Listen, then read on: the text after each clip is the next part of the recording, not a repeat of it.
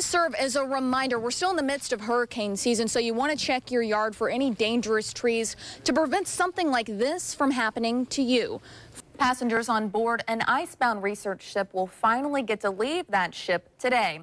Here's a great example. What does this trash tell you about the homeowner? There's a Huffy box with tips for bike safety. Looks like they just bought a bike. Have mixed emotions when the verdict came down last night. They say that's because this case is about more than just loud music, but that they think that racism and culture issues are the real issues.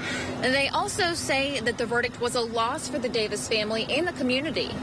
Jacksonville man is now locked up, charged with killing a man by hitting him with a baseball bat. According to police, the trouble started with a dispute over barbecue.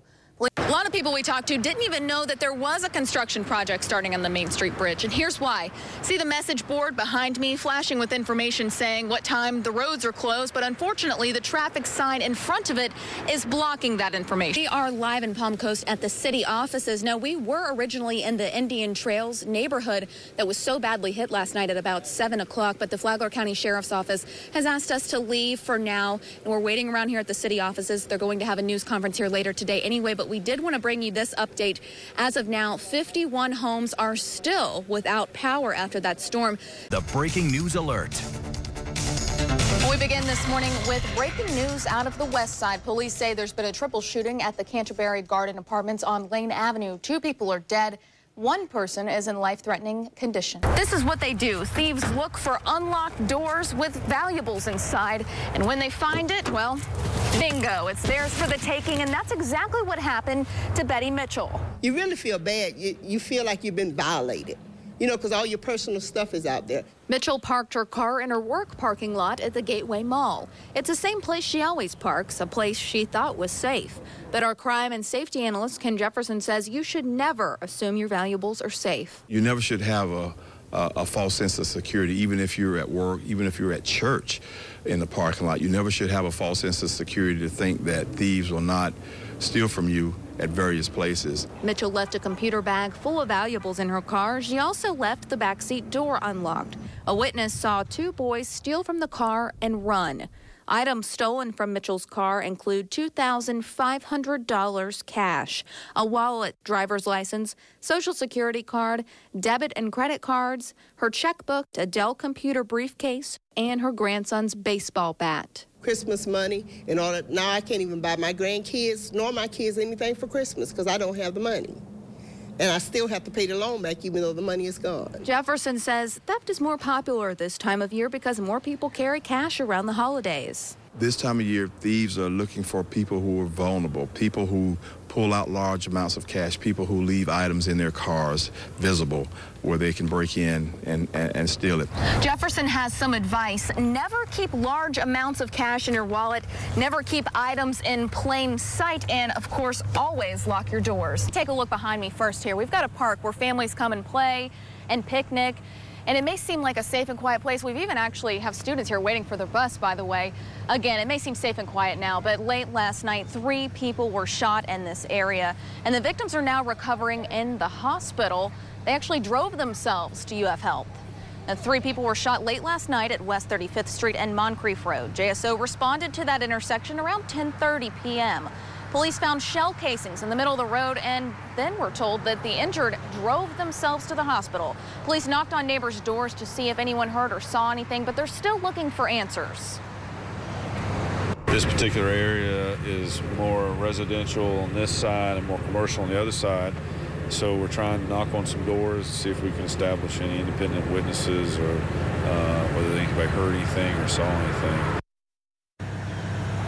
Police say there may even be a 4th victim. They went to the hospital to interview the people who were shot, and they really didn't find out much. If you know anything about this shooting, you're urged to call Crime Stoppers. It's 1-866-845-TIPS. At San Marco Boulevard at LaSalle, this is the worst of it. So you can see a huge improvement from what it looked like last hour. First of all, the rain stopped, so that's a big deal. But also earlier, we had that current flowing where the curves are. Don't see that anymore, just standstill water. Everything's definitely receding. Let's show that video that we showed you about an hour ago here when conditions were a lot worse. Again, like I said, things getting better here, but still seeing a lot of people traveling here, and that's an issue for drivers, especially with those low cars. I saw somebody just a second ago with one of those cars right down to the ground here, and he was, well, covered in water, at least his tires were. So again, if you do have to come this way, keep that in mind. Coming back to a live picture here, I just want to show you what we showed you earlier. See a huge difference here. No big deal. Things are getting a lot better. But again, be careful. Police are still investigating what exactly caused the crash, but Sergeant Bryan says everyone involved in the crash was wearing their seatbelt. And a sergeant is recovering from minor injuries after troopers say a woman rear-ended his patrol car.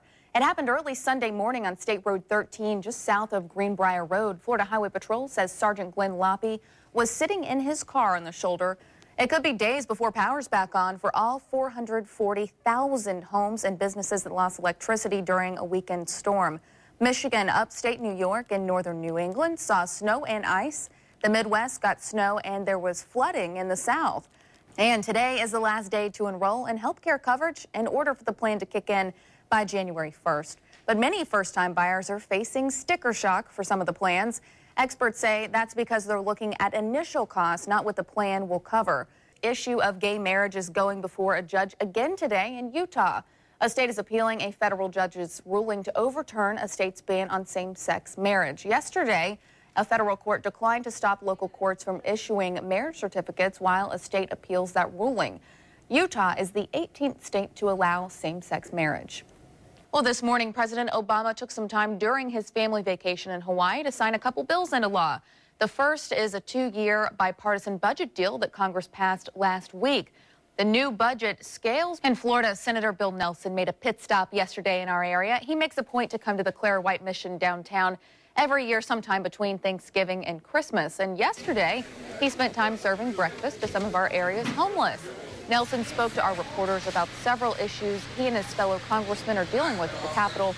One of them was the Affordable Care Act. The Jacksonville Sheriff's Office is investigating a homicide after a body was found inside a home on the north side. They were just doing a welfare check on a person at the home on Carthage Drive just after midnight yesterday. And that's when deputies found the body inside.